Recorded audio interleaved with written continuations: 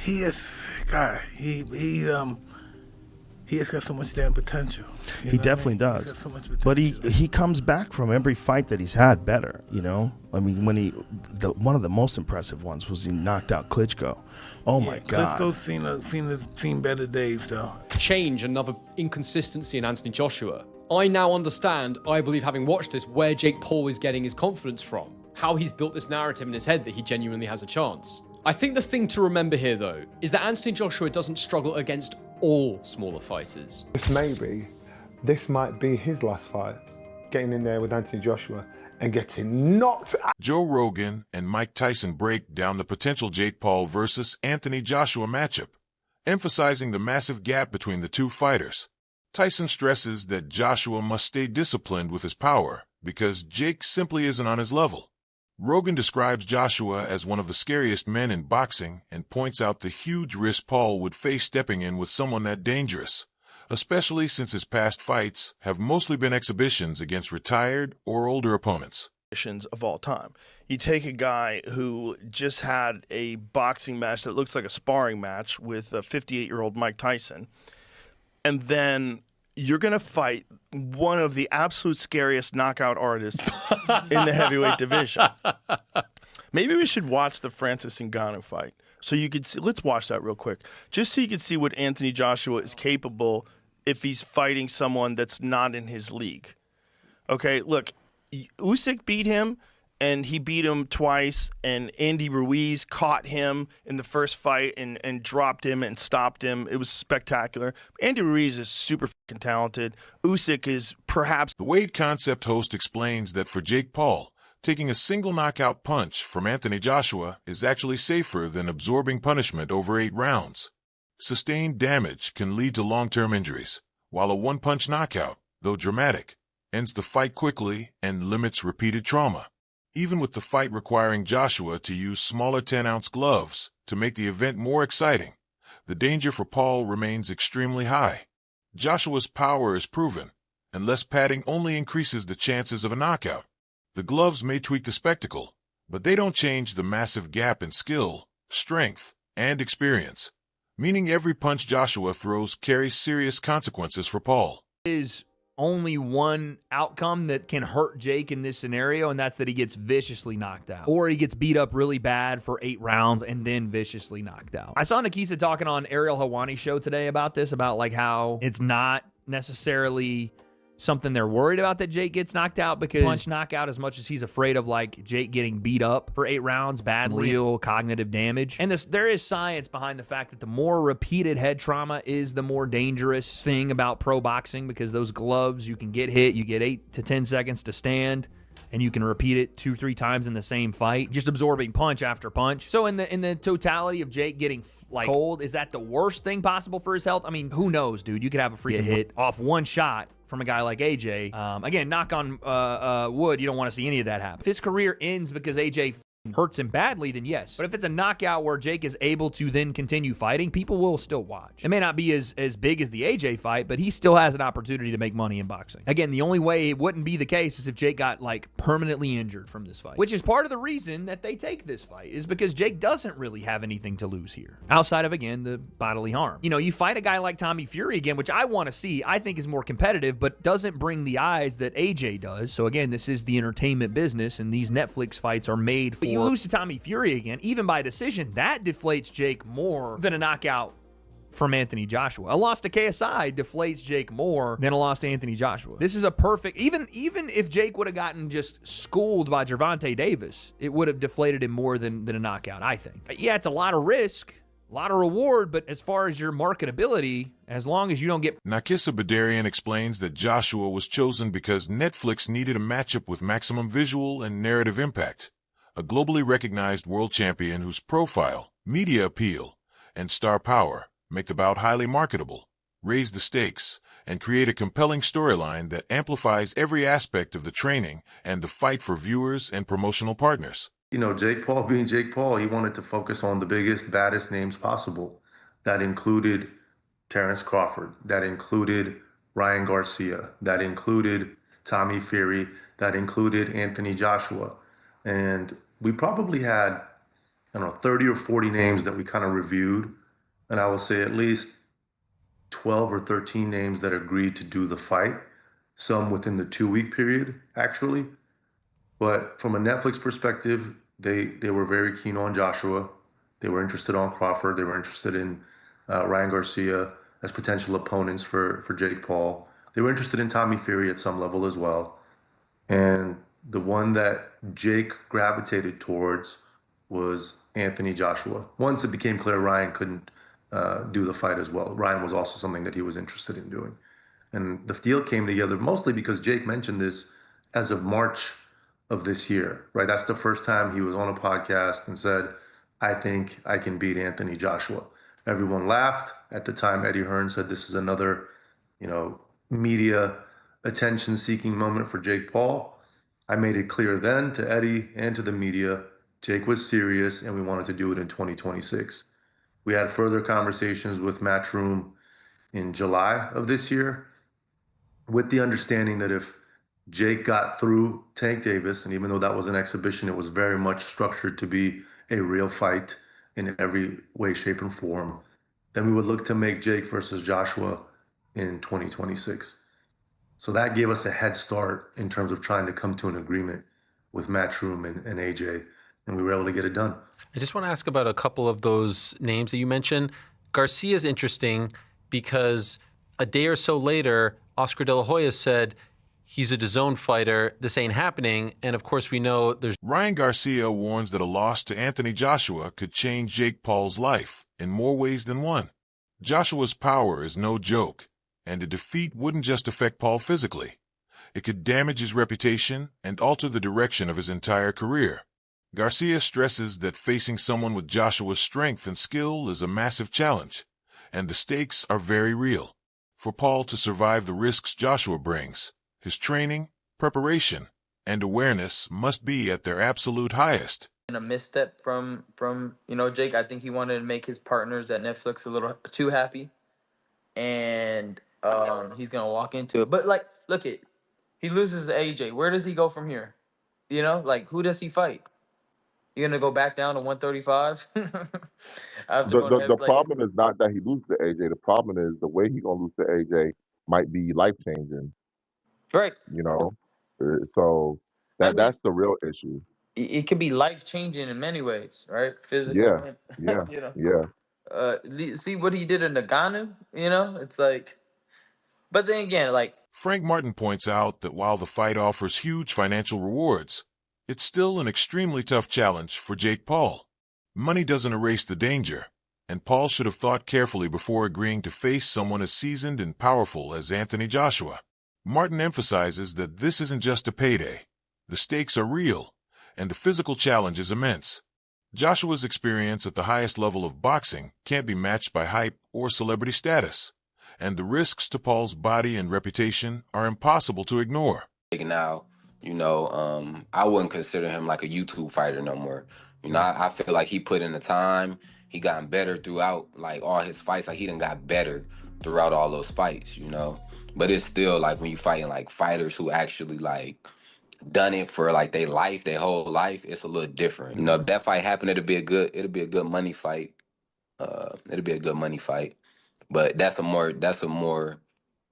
tough task for, Jake going to get that big ass heavyweight AJ. I know AJ personally, so. Johnny Nelson suggests this fight could mark the end of Jake Paul's active boxing career if he gets knocked out. Paul has become a major revenue source for top fighters like Joshua, often offering big payouts to secure these matchups. Nelson also notes the rise of conspiracy theories, claiming Paul may not be able to return to similar high-profile fights after this one because of the physical damage and the shift in public perception a knockout loss could cause. This bout is a turning point for Paul, a massive financial opportunity, but also a moment of real personal risk that could completely reshape his future in the sport. I'm stuck in between because nobody on this green earth would actually turn down 50, 60 million to fight Jake Paul. And people that don't like this will probably watch it because they want to see Jake Paul getting knocked out. So what's it say about AJ and what's it say about Jake Paul? I think I was thinking upside down. For AJ, I thought, Mama's cashing out. He's cashing out because he's going down this mimic line. But I thought, in reality, is he? Realistically, he's thinking, you know what? This big mouth YouTuber stroke boxer has the cheek to call me out. I'd be pissed off at that, if I'm honest with you. I'd be upset if I was AJ, thinking, that's disrespect, man. You think you can deal with me? But he didn't. AJ was jovial and he commended Jake Paul's business acumen, saying, we've sat down, the deal's been done. But still, it just leaves an odd taste in your mouth. So as long as AJ gets the job done, and I mean gets the job done, shows his world-class pedigree, and wipes this boy out, then everybody's happy. But how does it enhance his career? The only way it enhances his career is financially. That's it. No other way. There's no props from beating Jake Paul, apart from saying, thank God you shut him up. For Jake Paul now, I got to give this boy props, because he now has our attention and the whole world is talking about Jake Paul. I want to say a big thanks to our sponsors, Bet Goodwin, for supporting That Boxing Show. Now, if you're interested in having a little flutter, or as I call it after my dad, Benji's Bets, Bet Goodwin's the place to be. Check out Bet Goodwin using the QR code on the screen. I'm probably all right. I'm probably 90% thinking the fight's going to happen. But I'm struggling. I'm thinking, this boy can't be so stupid. But then you hear a whisper. You hear a whisper that Jake Paul himself might be cashing out. Because the big purses that he's pulling, fighting these has-beens or ex-fighters, they're dropping slowly but surely. So maybe, just maybe, this might be his last fight. Getting in there with Anthony Joshua and getting knocked out. But there's always that conspiracy theory. Are there some contract agreements that can and cannot be done, which will never see the light of day, that we don't know about? Well, if you're an ex-fighter and if you like the fight game, you'll see fake. You'll know fake when you see it. So if there's any of that fakery going on with this, pulling a shot, taking it easy, giving man a bit of a breather, especially coming from AJ, I'd be disappointed, because AJ's... Anthony Joshua openly criticized Francis Ngannou's decision to turn down a fight with Jake Paul, calling it unwise because boxers rarely receive such lucrative opportunities. He stressed that rejecting a low-risk, high-reward matchup isn't usually in a fighter's best interest. Chael Sonnen agreed, saying Ngannou should have accepted the bout, since it offered financial gain and major exposure with little downside. Joshua's comments highlighted the strategic importance of recognizing and seizing rare opportunities in professional boxing. Against Jake Paul, Anthony Joshua takes the fight against Jake Paul. Anthony Joshua at the press conference gets asked his opinion of Francis not taking the fight against Jake Paul. And Joshua's like, he's an idiot. He's an idiot. There was no reason for him to not take this match. I cannot be and am not mad at Francis. I can't be. Like rules would preclude me from being upset with Francis. I'm not a big Francis fan. Francis fan. I'm not a Francis supporter. So I want to hurt Francis. I want to do something to hurt him.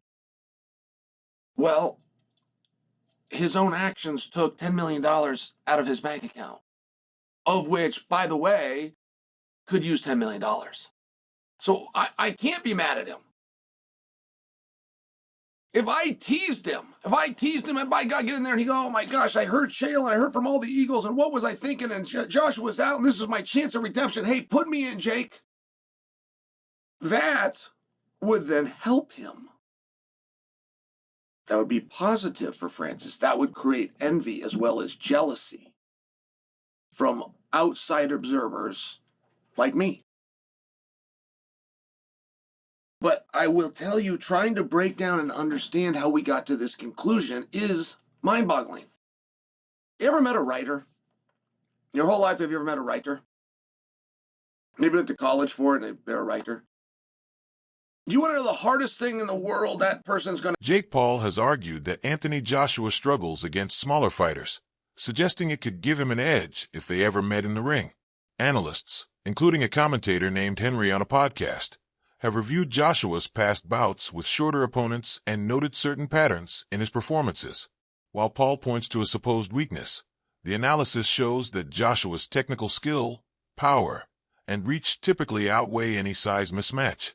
The debate highlights how physical differences can influence a fight, But Joshua's experience, discipline, and overall preparation still make him a serious threat despite Paul's claims. Against guys who are of a similar stature to him. When he won his first world title against Charles Martin, he was a taller heavyweight. Not taller than AJ necessarily, but a heavyweight of taller stature, and he got that one with a very simple knockout. It was one of the easiest fights of Anthony Joshua's career. He had a war against Vladimir Klitschko, but again, he was highly competitive and eventually managed to get Klitschko out of there. In the Kubrat-Pulev fight, while it was a mixed performance, he did end up producing one of his best knockouts. Similarly against Robert Helenius, whilst AJ probably didn't put in one of his best performances, again, it ended in another dramatic knockout. He was punch perfect against Otto Wallin, in my opinion, and he had that absolutely devastating knockout win against Francis Ngannou, who, of course, an absolutely enormous man with a fantastic chin, or so it seemed until Anthony Joshua got his hands on him. Even earlier on in his career against the likes of White, Brazil, and Molina, these were all taller heavyweights who AJ dealt with consummate ease. Of course, most recently, he had that loss against Daniel Dubois. So the reason I mention all of these is to say that AJ doesn't struggle against every shorter man. Therefore, if Jake does okay in some capacity,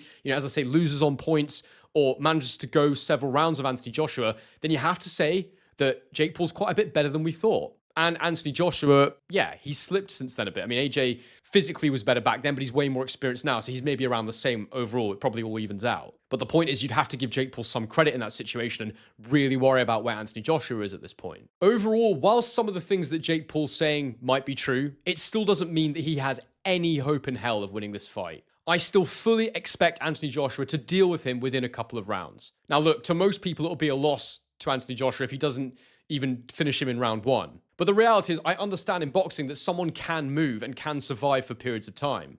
The bout has drawn major attention because it's viewed as one of the biggest mismatches in recent boxing history. Jake Paul may have youth on his side, but it does little to close the massive gap in professional skill, tactical understanding, and ring IQ. While the matchup promises excitement for fans, most observers agree it heavily favors Anthony Joshua, who holds clear advantages in strength, experience, and technique. Paul has built his career through social media influence, exhibitions, and carefully selected high-profile fights, and facing Joshua marks another major step in that rise, offering huge financial gain and massive exposure. Analysts note that opportunities of this scale are rare, and although Paul brings hype and personality, he is up against a far more seasoned and technically superior opponent. The fight ultimately tests whether Paul is ready for true professional challenges, highlighting the sharp divide between promotional success and authentic boxing skill. Would he do this? And the only rational idea I can think of for why he's taking this fight is the fact that, from what I could find, it seems he's getting paid around $92 million by Netflix for this fight. And I'm sure all of you that are watching have all had that conversation with your friends where you ask dumb shit like, how many millions to box Anthony Joshua? I mean, yeah, I'd gladly take brain damage for $92 million. I'd do it for like $20K. And I don't think Netflix are going to be happy with replacing Gervonta Davis with a Nate Diaz rematch, as much as Nate Diaz may love that. Who do you want to fight next? Nuggets. Who do I want to fight next? I want to beat the fuck out of Jake Paul and Anthony Joshua, either one. Oh, shit. Yeah, you may think Nate Diaz is being delusional here, but, I mean, I'd take brain damage. That's it for today's video. Thanks for watching, and stay tuned for the next one.